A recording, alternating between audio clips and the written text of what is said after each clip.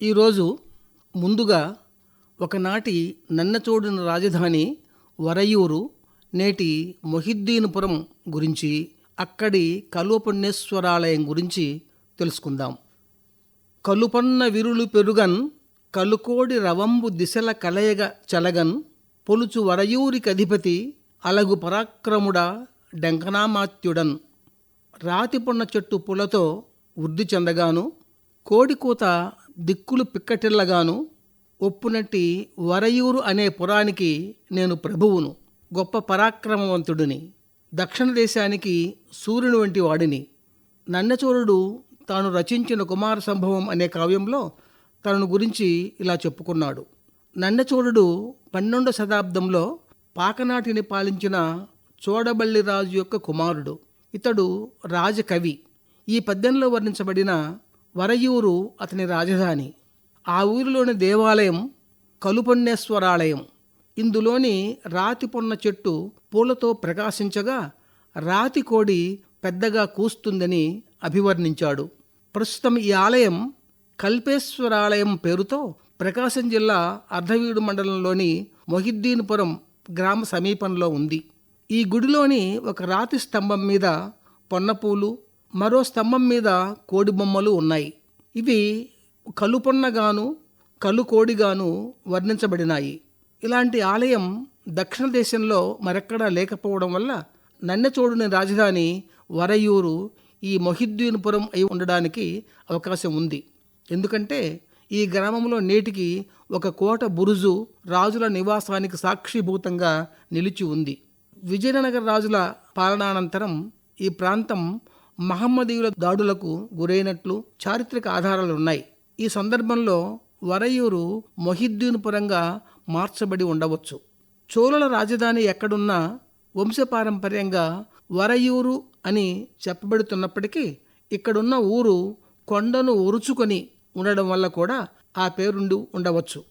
నన్నచోరుడు పాలించిన పాకనాడు 21,000 గ్రామాలతో ఉత్తరాన గుండ్లకమ్మ నది నుండి దక్షిణాన పినాకినీ నది వరకు, పడమర నల్లమలకొండ నుండి తూర్పున బంగాళాఖాతం వరకు వ్యాపించి ఉండేది. కనుక ఈ ప్రాంతంలోనే నన్నచోడుని రాజధాని నెలకొని ఉండవచ్చు. ఈ మొహిద్దీనుపురానికి చుట్టూ అర్ధవీడు, ఆకవీడు, చోళ్ళవీడు, పలకవీడు వంటి వీడు పేరుతో గల గ్రామాలు, అలాగే భోగోలు, లింగాపురం, కంభం వంటి చారిత్రక నేపథ్యం గల గ్రామాలు ఉండడం కూడా ఈ విషయాన్ని బలపరుస్తుంది. ప్రముఖ కవి, మార్కాపురం నివాసి కవి రాధాకృష్ణ గారు తాను వ్రాసిన ప్రకాశం జిల్లా ప్రాచీనాధునిక కవులు అనే గ్రంథంలో నన్నచోడ కవిని గురించి తెలుపుతూ ఈ విషయాన్ని ప్రస్తావించారు. అంతేకాక నన్నచోరుడు కుమార సంభవం రచనలో చేసిన పద ప్రయోగాలు కూడా ఈ ప్రాంతానికి చెందినవిగా వివరించారు. కంభం అర్ధవీడు మార్గంలో మొహిద్దీనుపురం సమీపంలో గల ఈ కలుపొన్నేశ్వరాలయం కల్పేశ్వరాలయంగా వాడుకలో ఉంది. ఈ ఆలయ స్తంభంలోని రాతి కోడి నోటి వరకు ఇక్కడ నుండి ప్రవహిస్తున్న జంపలేరు వరద నీరు చేరినట్లయితే అది పెద్దగా కూతలు వేస్తుందని, అప్పుడు కంభం చెరువు కట్టతెగిపోతుందనే నానుడి ఇక్కడి ప్రజల్లో అనుసృతంగా వస్తుంది. కంభం చెరువు నిర్మాణ నిపుణులు కూడా ఈ ఆలయంలోనికి నీళ్లు వస్తే చెరువు కట్ట నిలవదని అప్పుడే చెప్పినట్లు ప్రచారంలో ఉండడం ఆలోచింపదగిన విషయం. ఇటీవల కాలంలో దుండగుల గుప్తనిధుల వేటకు ఈ ఆలయం కూడా గురైంది. ఇందులోని శివలింగాన్ని పెకలించారు. కలుకోడి స్తంభాన్ని నిలువునా చీల్చారు. గ్రామస్తులు ఈ చీల్చిన స్తంభాన్ని ఇనుప కమ్మీతో బిగించి ఆలయాన్ని పునరుద్ధరించారు. అయితే గర్భగుడి పైన ఉన్న విమాన గోపురం, ముఖద్వార గోపురం శిథిలావస్థకు చేరుకున్నాయి. వీటిని వెంటనే పునరుద్ధరించవలసిన అవసరం ఉంది. మొహిద్దీనుపురం గ్రామానికి చెందిన గోళ్ల శంకరయ్య గారు కొంత శ్రద్ధ తీసుకొని ఆలయాన్ని నిర్వహిస్తున్నారు. ఆలయానికి 20 ఎకరాల మాన్యం ఉన్నట్లు తెలుస్తుంది. దేవాదాయ ధర్మాదాయ శాఖ వారు, స్థానిక ప్రజలు సమష్టిగా ఈ పురాతన ఆలయాన్ని, దాని ఆస్తిపాస్తులను సంరక్షించుకోవలసిన అవసరం ఎంతైనా ఉంది. ఇప్పుడు పూర్వం అర్జునాపురం, నేటి అర్ధవీడు గురించి, అక్కడి ప్రాచీన చెన్నరాయని దేవాలయం గురించి తెలుసుకుందాం. ప్రకాశం జిల్లాకు పశ్చిమ సరిహద్దుగా నల్లమల కొండల్లో 2 పాయలుగా వ్యాపించి ఉంది అర్ధవీడు మండలం. ఒకటి వెలగలపాయ, మరొకటి పాపినేనిపల్లెపాయ. ఈ మండల కేంద్రం అర్ధవీడు గ్రామం. ఇది కంభం పట్టణానికి పశ్చిమంగా 26 కిలోమీటర్ల దూరంలో ఉంది. ఈ మండలం అంతా ప్రకృతి ఒడిలో ఒదిగి ఉన్న వృక్షంలా ఉంటుంది. కంభం నుండి పాపినేనిపల్లె వరకు గల ప్రధాన రహదారిలో అటూ ఇటూ చెట్టు కొమ్మల్లా గ్రామాలు వ్యాపించి ఉంటాయి. నాగులవరం, మొహిద్దీన్పురం, మిట్టమీదిపల్లె, కొత్తూరు, వీరభద్రాపురం, దొనకొండ, అర్ధవీడు మొదలుగా గల గ్రామాలు వరుసగా ఉంటాయి. అర్ధవీడు పూర్వనామం అర్జునాపురంగా చెప్పబడుతుంది. ఇది గుండ్లబ్రహ్మేశ్వరం నుండి ఒక పాయగా ప్రవహిస్తున్న జంపలేరు నది ఒడ్డున ఉంది. పూర్వపు అర్జునాపురం అగ్నివర్షానికి ఆహుతి కాగా సుమారు సగం మంది నదికి దక్షిణ వైపుగా కొత్త ఊరు ఏర్పరచుకున్నారని, అందువల్ల దీనికి అర్ధవీడు అని పేరొచ్చిందని స్థానిక కథనం వినిపిస్తుంది. అర్జునాపురంతో పాటు అంజనాపురం, చలేశ్వరపాడు, నాగనర్వణాపల్లి వంటి గ్రామాలు కూడా అక్కడ కొండ ఒడ్డు వెంట ఉండేవని కూడా చెప్పబడుతుంది. అక్కడున్న చెన్నరాయని చెరువు, చెన్నరాయని దేవాలయము, చంద్రమౌళీశ్వరాలయము, ఆంజనేయ స్వామి ఆలయం అక్కడ పూర్వం గ్రామాలు వెలసి ఉండేవనడానికి సాక్ష్యాధారాలుగా నిలిచి ఉన్నాయి. చెన్నరాయని ఆలయాన్ని చెన్నకేశవ స్వామి ఆలయంగా స్థానికులు వ్యవహరిస్తున్నారు. అయితే అక్కడి అర్చకులు మాత్రం నరచక్షరాయన ఆలయం దాని పూర్వనామమని చెప్తున్నారు. పురాతనమైన ఈ ఆలయంలోని శిల్పాలు అద్భుతంగా ఉన్నాయి. ఇది హంపి శిల్పశైలిని తలపిస్తున్నాయి.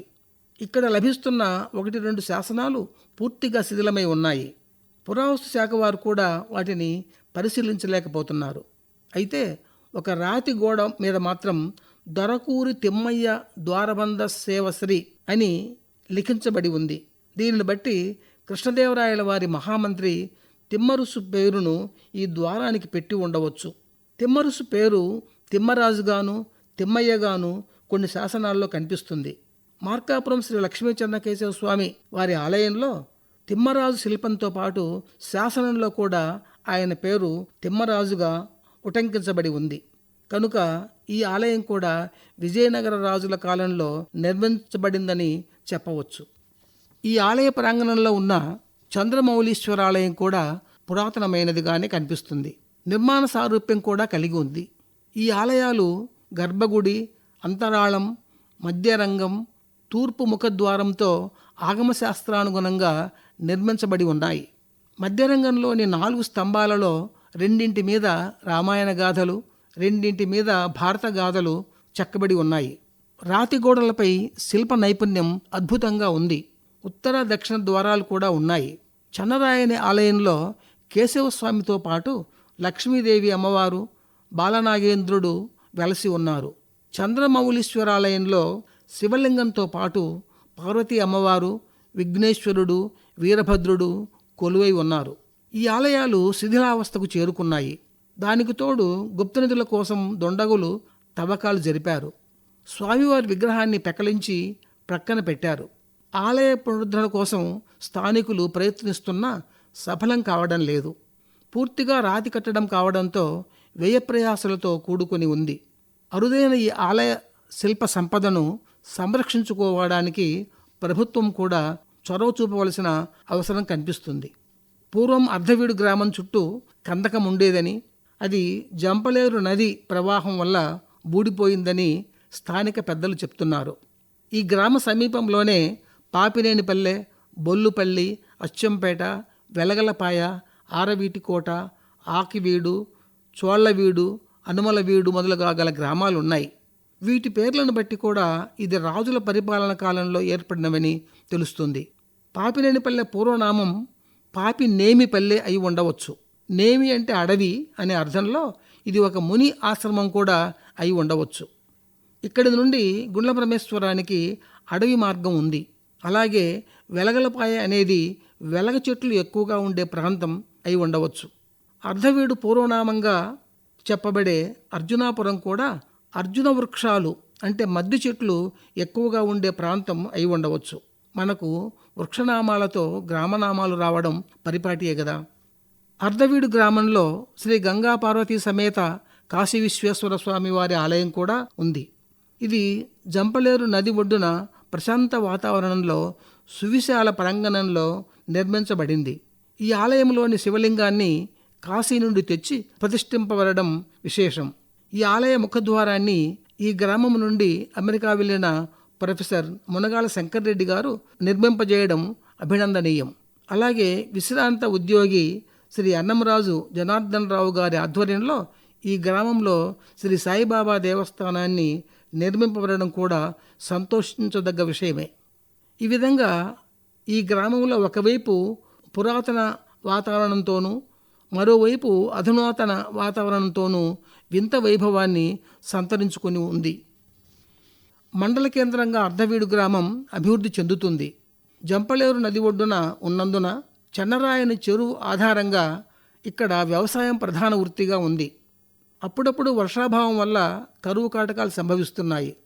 ప్రస్తుతం నిర్మాణంలో ఉన్న వెలుగొండ ప్రాజెక్టులో భాగంగా కాకర్ల గ్యాపులో నీటి నిల్వ ఉన్న అర్ధవీడు మండలానికి నీళ్లు అందవు. అందువల్ల ఈ ప్రాంతానికి తాగునీరు, సాగునీరు అందించేందుకు 300 కోట్ల ఖర్చుతో ఉద్దేశింపబడిన లిఫ్ట్ ఇరిగేషన్ ప్రాజెక్టును ఇటీవల ఆంధ్రప్రదేశ్ ప్రభుత్వం మంజూరు చేసింది. దీనివల్ల మండలంలోని 2 పాయల్లోని సుమారు 20 గ్రామాలకు నీటి వసతి ఏర్పడుతుంది. ఈ ప్రాంత ప్రజల చిరకాల స్వప్నం ఫలించడం ఆనందించదగ్గ విషయం. అర్ధవీడు మండలం సస్యశ్యామలం కాగలదని ఆశిద్దాం. ఇక ఈరోజు చివరగా సత్యవోలు, సత్యప్రోలు గ్రామం గురించి, అక్కడ వెలసిన శ్రీ రామలింగేశ్వర క్షేత్రం గురించి తెలుసుకుందాం. ప్రకాశం జిల్లా రాచర్ల మండలంలోని ఒక రెవెన్యూయేతర గ్రామం సత్యవోలు. ఇది మండల కేంద్రం రాచర్లకు 7 కిలోమీటర్లు, అసెంబ్లీ నియోజకవర్గం గిద్దలూరు పట్టణానికి 8 కిలోమీటర్ల దూరంలో అనుమలవీడు రంగారెడ్డిపల్లె రోడ్డు మార్గంలో ఉంది. గుడిమెట్ల, గిద్దలూరు రైల్వే స్టేషన్ల మధ్యగా ఉంది. ఈ గ్రామానికి చుట్టూ ఎడవల్లి, తిమ్మాపురం, రంగారెడ్డిపల్లె, భూపనపల్లి గ్రామాలు ఉన్నాయి. ఈ గ్రామం ప్రస్తుతము సత్యవోలు అని పిలువబడుతున్నప్పటికీ దీని పూర్వనామం సత్యప్రోలు అయి ఉండవచ్చు. ఎందుకంటే ఓలు అనే పదం తెలుగు భాషలో లేదు. ఇందులో సత్య అనే పదం వ్యక్తినామచూచిగాను, ప్రోలు అనే పదం స్థల లేదా గ్రామచూచిగాను వాడబడి ఉండవచ్చు. సత్యప్రోలు కాలక్రమంలో సత్యవోలుగా వ్యవహారంలోనికి వచ్చి ఉంటుంది. పూర్వం సత్య ఋషి అనే మునీశ్వరుడు ఇక్కడ స్వర్ణబాహు అంటే సగిలేరు నది ఒడ్డున నివసిస్తూ శివుని గూర్చి తపస్సు చేశాడని, ఆయన పేరు మీద ఈ గ్రామం ఏర్పడిందని స్థానిక కథనం ఉంది. ఈ సత్యవోలు గ్రామం పుణ్యక్షేత్రంగా వెలుగులోనికి రావడానికి ముఖ్య కారణం ఇక్కడ వెలసిన శ్రీ రామలింగేశ్వర స్వామి ఆలయం. ఇది చాలా పురాతనమైన శివాలయం. త్రేతాయుగంలో శ్రీరాముడు అనేక పవిత్ర నదీ తీరాలలో శివలింగాలను ప్రతిష్ఠించాడని, అవి రామేశ్వరాలయాలుగా ప్రసిద్ధికెక్కాయని, అలాంటి వాటిలో ఈ సత్యవోలు రామలింగేశ్వరాలయం ఒకటి అని పురాణగాథ.